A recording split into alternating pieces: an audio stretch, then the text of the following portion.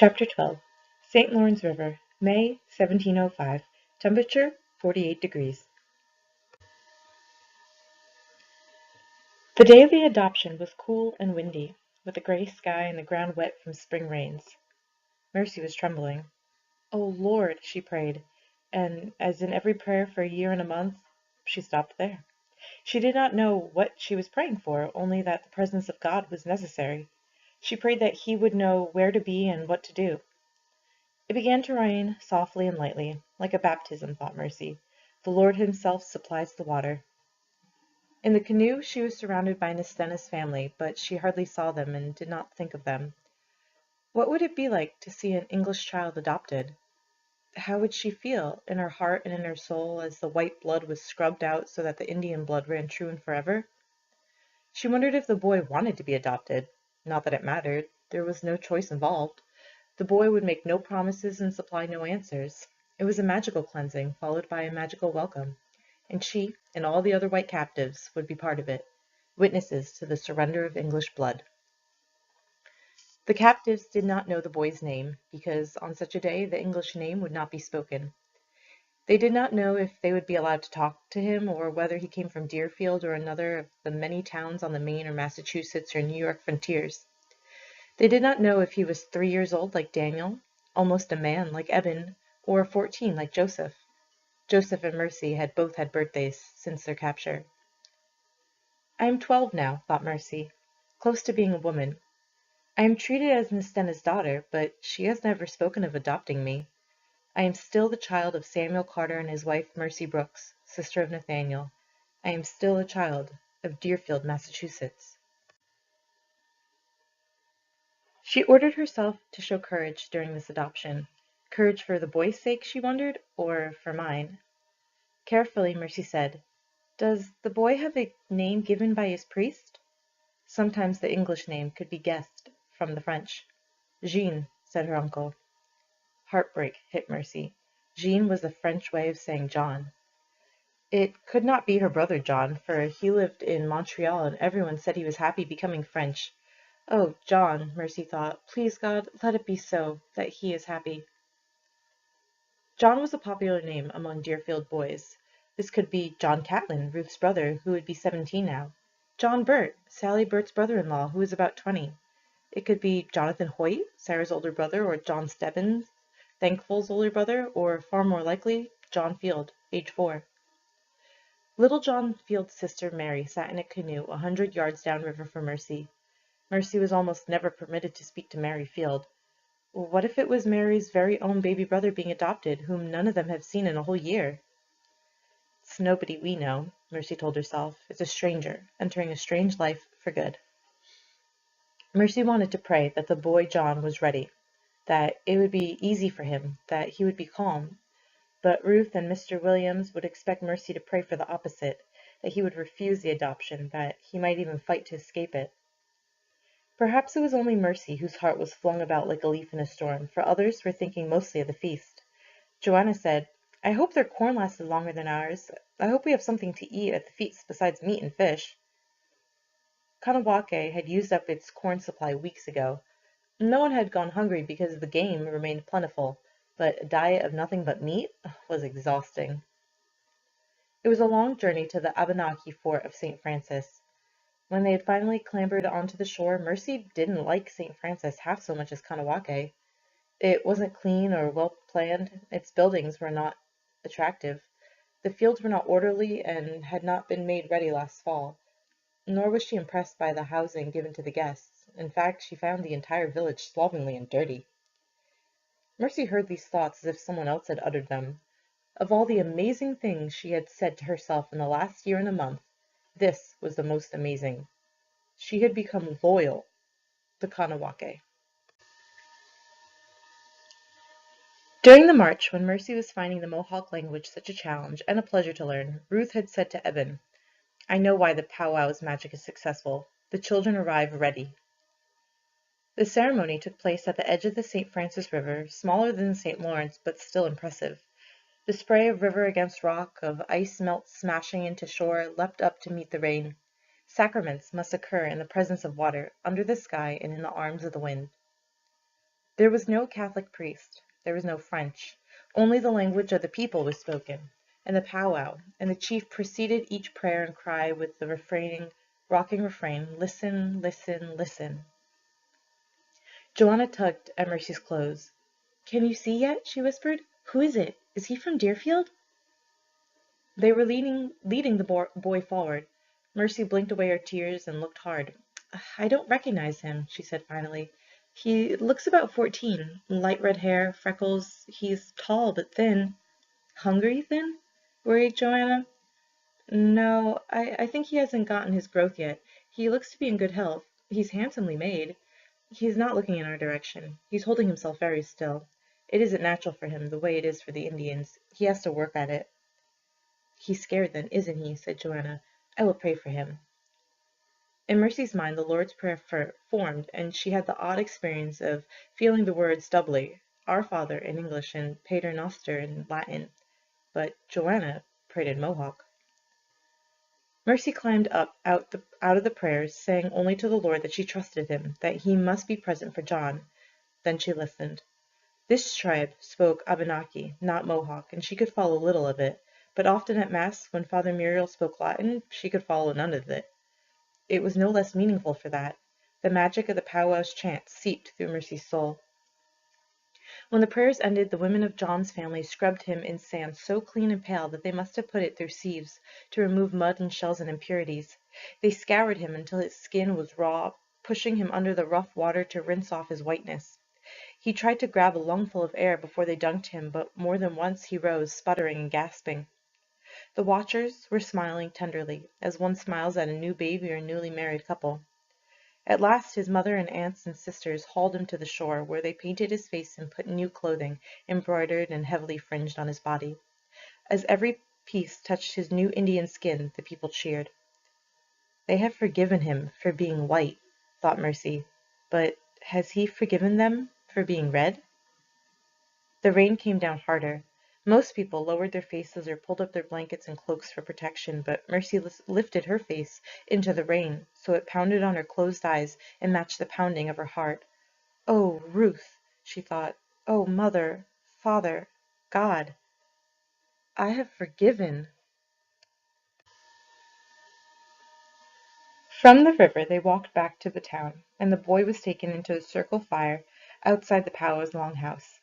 Here he was placed on the powwow's sacred albino furs. A dozen men, those who were now his relatives, sat in a circle around him. The powwow lit a sacred pipe and passed it, and for the first time in his life the boy smoked. "Don't cough," Mercy prayed for him. "Don't choke."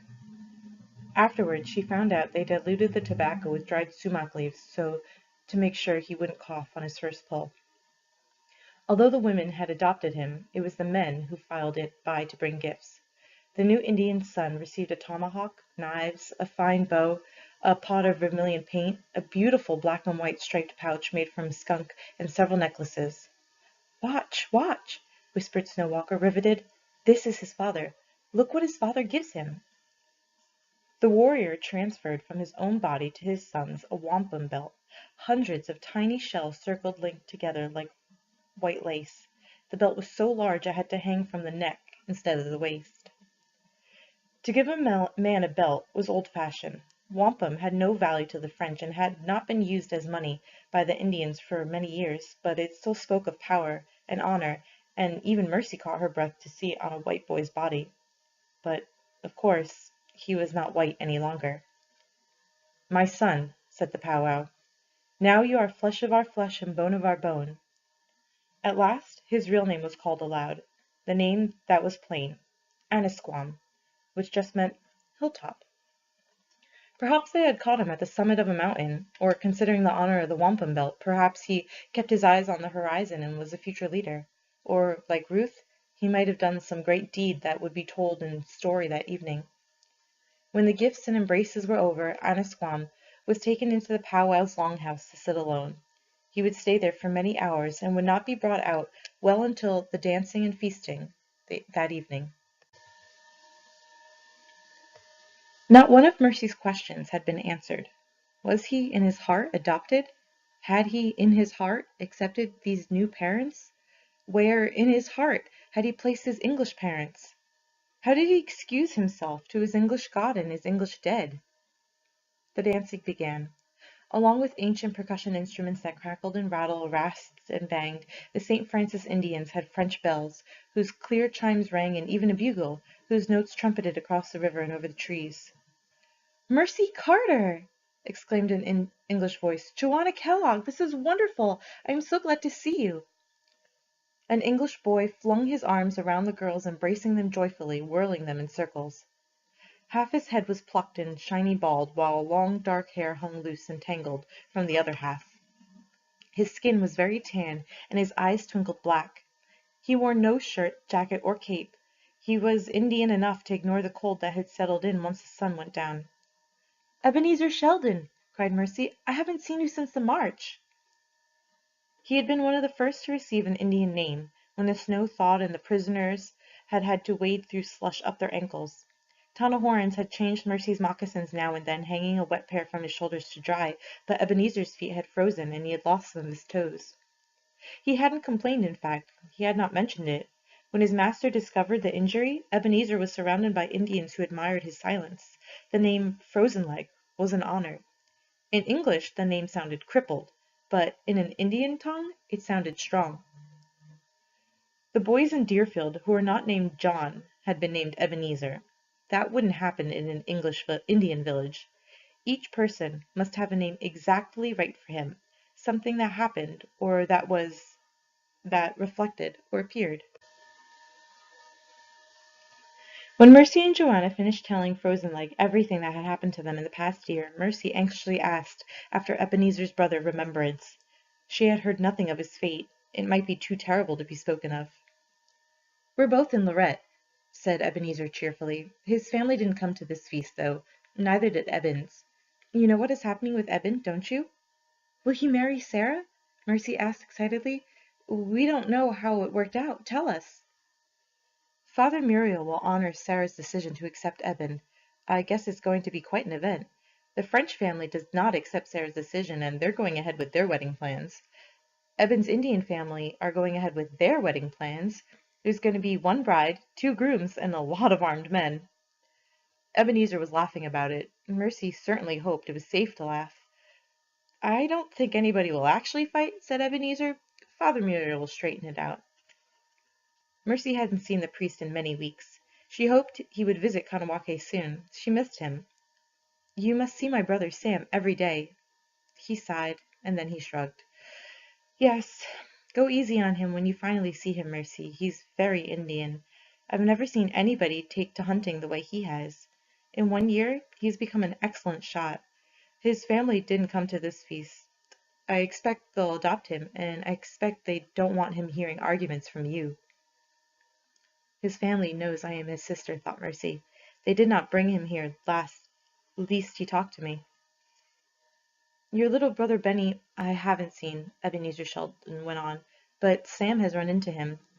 Once when they went hunting they stopped in Benny's village, which is quite a way south. Benny has forgotten all his English. Of course he's only 7. A year is a long time when you're that little. As for your brother John, I've seen him twice in Montreal. He and Mary Brooks, your cousin, they're both Frenchified. She's Marie Claire now, and your brother is Jean. They love being French. I don't understand adoptions myself. I wouldn't want to be a father to somebody else's son. But the French and the Indians have run out of children. They love to pretend we're their children." "They aren't pretending," thought Mercy. Annisquam's mother and father were not pretending. Annisquam is their son. "Do you know this boy, Annisquam?" asked Joanna. "Where is he from?" Ebenezer shook his head. "Nobody will say, and he isn't allowed to talk to us. That doesn't surprise me. I'm usually separated from the other captives. We become Indian quicker if we don't have any English around us." Joseph spoke up. Mercy had almost forgotten that Joseph was along. Since his encounter with Mr. Williams, Joseph had been unwilling to talk about family. As soon as a captive referred to the past, Joseph melted away. Of all the captives, Mercy thought, Joseph suffered the most from wrestling with past and present. "Have you become Indian?" said Joseph to Ebenezer. Ebenezer made a disgusted face. "Absolutely not. I get along with them, but I do not permit a thought in my head to be Indian. It's different for me than it is for the 3 of you, though. Nobody in my Indian family attacked Deerfield. You and Mercy and Joanna deal with men who actually killed somebody in your family, but I'm just with Indians who brought me. It's easier. I promise you, Joseph, I'm gonna go home one day. They could adopt me 100 times, and I'll still be English. So, how's Kanawake? I've never been there. Is it a trash heap like this? Kanawake is a beautiful town, said Mercy stiffly. Ebenezer Sheldon laughed. Watch your step, Mercy. They've got you by the ankle, probably planning your adoption next. Joseph looked away. Joanna looked excited. Lord, thought Mercy. Lord, Lord, Lord. They stayed in St. Francis for several days. Mercy was careful not to be around Ebenezer Sheldon again, and careful not to examine the reasons why. Minutes before the Kanawake Indians stepped into their canoes to paddle home, Mercy spotted the adopted boy walking alone. She darted between buildings to catch his arm. "Forgive me," she said in English. The language felt awkward and slippery, as though she might say the wrong thing. "I know you're not supposed to talk to us, but please, I need to know about your adoption." Anasquam's look was friendly, and his smile was pleasant. "You're one of the Deerfield captives, aren't you? I'm from Maine, caught a few years before you." She ached to know his English name, but he did not offer it. She must not dishonor whatever he had achieved. If he had become Indian, she must not encroach upon that. "Please, I need to know what happened when you were left alone inside the powwow's longhouse." His freckles and his pale red hair were so unlikely above his Indian clothing. "Nothing happened. I just sat there." Mercy was as disappointed as if he had forgotten his English. "I thought you would have been given answers." Her voice trembled. "Or been sure." Anasquam looked at her for a long moment. "Nothing happened. But they did scrub away my past. I was born once more. I was one person when they pushed me under the water, and another person when I left the powwows. I'm not sure my white blood is gone. I will never forget my family in Maine, but I have set them down." Mercy's head rocked with the size of that decision. He set them down. How had he done that? Every captive carried both worlds, both languages, both gods, both families. Listen, listen, listen, the powwows and the chieftains cried, but so many voices spoke. How had Anasquam known which voice told the truth? How had he been sure what to set down and what to keep? "But your parents," she said, "what would they think? Would they forgive you?" His smile was lopsided, and it did not last long. "My parents," he said gently, "are waiting for me." They stared at each other. "Go with God," he whispered, and he walked away from her to join the man who had put the wampum belt around his neck and the woman who had washed him in the river. Nistenha was teaching Mercy how to make bottles. They had separated birch bark slabs into thin layers until they had a dozen flexible waterproof sheets. These pieces they sewed with European thread and needles. Mercy had a thimble that Otter had made for Ruth, which Ruth had flung into the fire and Snowwalker had rescued. It was a thimble with a lineage. When Joseph swaggered up, Mercy knew from the way he walked that he was going to show off. She ignored him, taking another stitch. "I feel so sorry for you, Monadnock," he said, sitting here squinting at a needle. "I get to go west. You know what? We're going to be gone for a year. We're going to trade for furs. Great skies say we paddle 3 oceans to get there." The thimble fell from her finger and the needle followed. "A year?" "A year."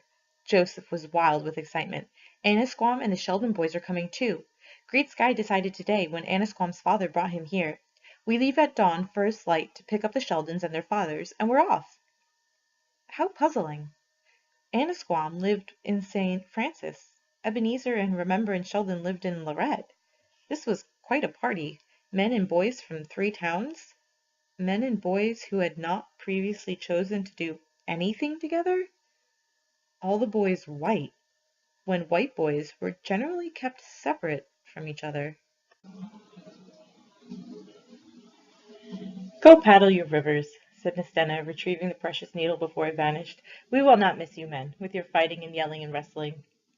Joseph loved being referred to as a man. He had some of Nistenha's stew and told her how delicious it was.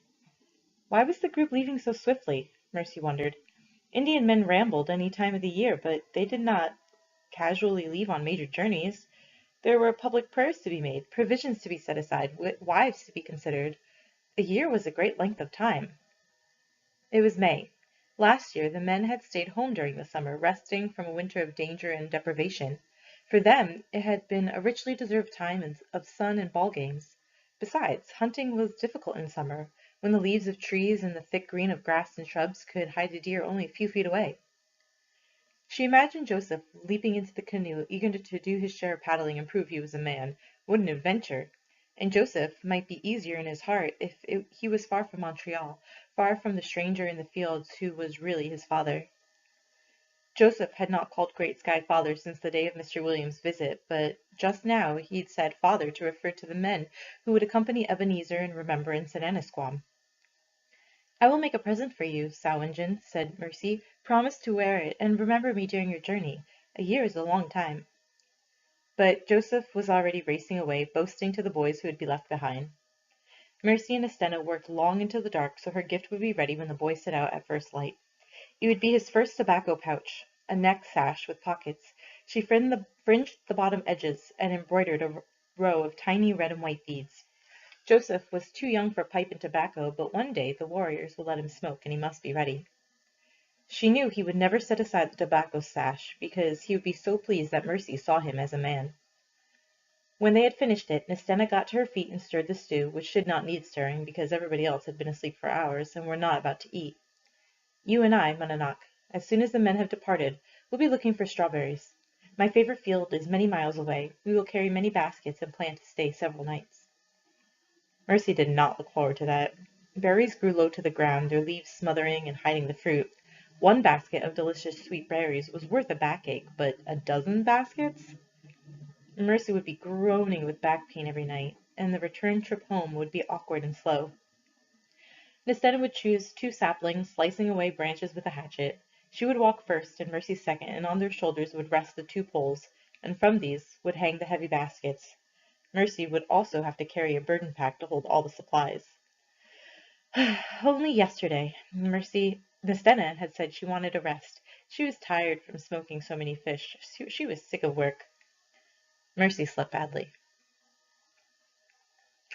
Joseph was thrilled with his tobacco pouch, and Mercy thought that Great Sky was even more pleased. Sadagawade gave a quick prayer and a quicker speech. The sun was only a faint pinkness and a touch of yellow in the east when 2 dugouts of French voyageurs came up to the jetty.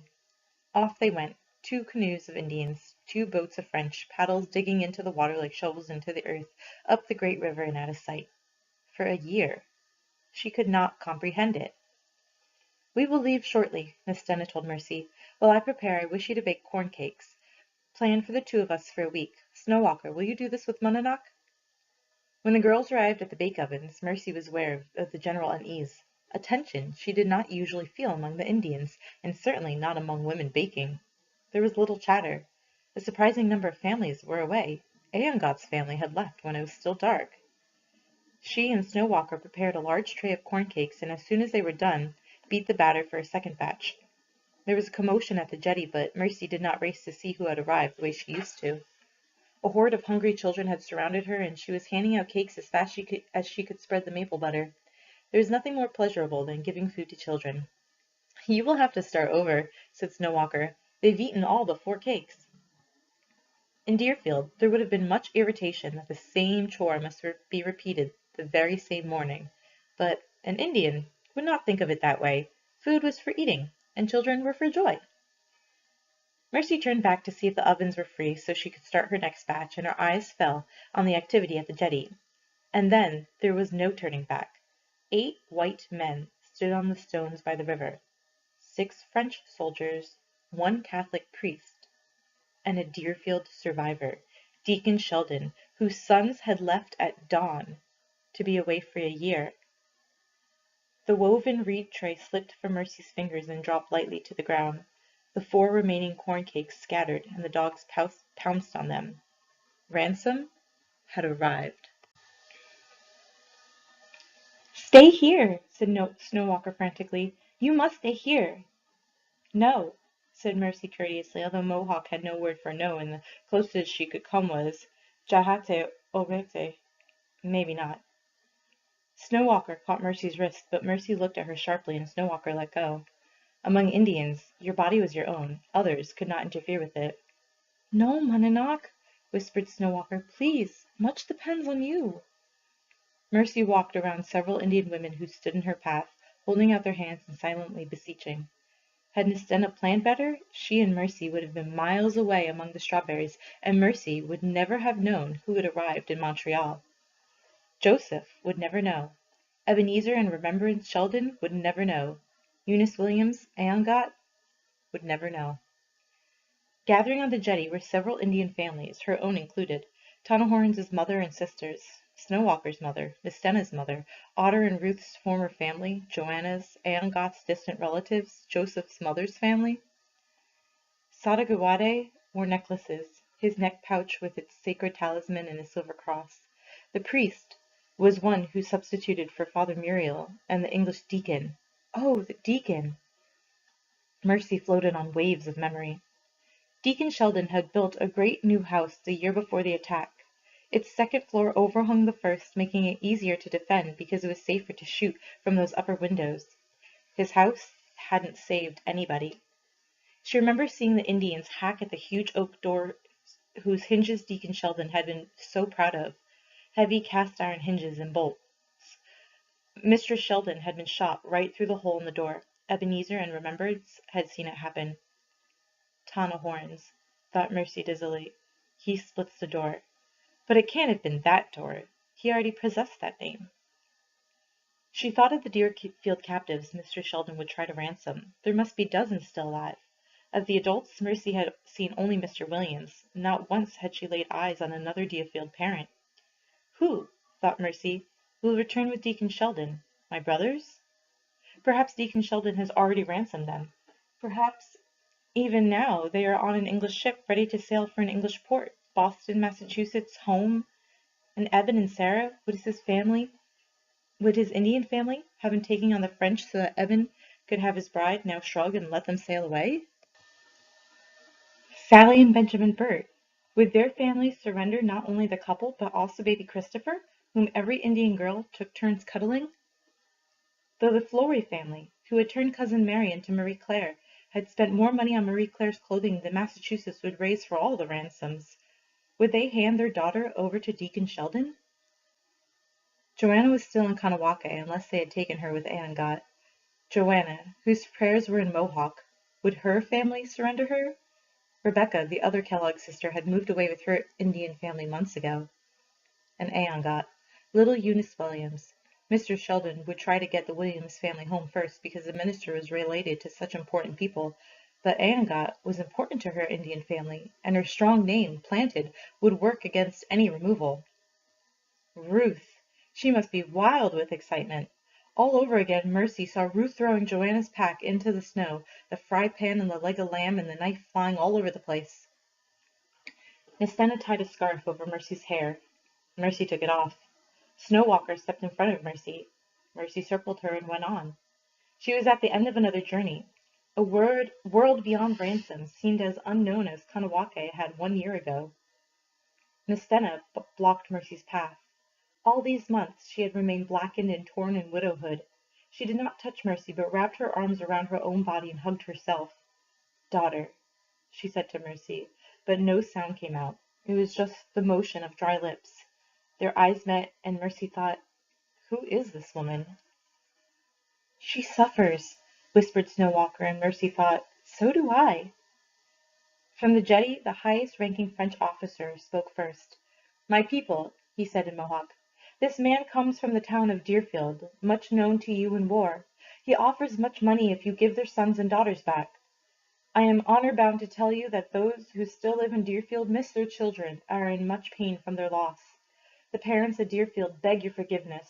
The mothers and fathers of Deerfield pray for your understanding. They ask for their children." No parent in Deerfield would ever ask forgiveness from an Indian. Forgiveness? They would demand. For what? But it was nicely said. Mercy admired a translator who knew better than to translate. Tonahorn's mother joined Nistenha, holding up a hat of soft plain deerskin for Mercy to wear. It had no fringe, no dangling foxtail, It was a covering to hide Mercy's yellow English hair.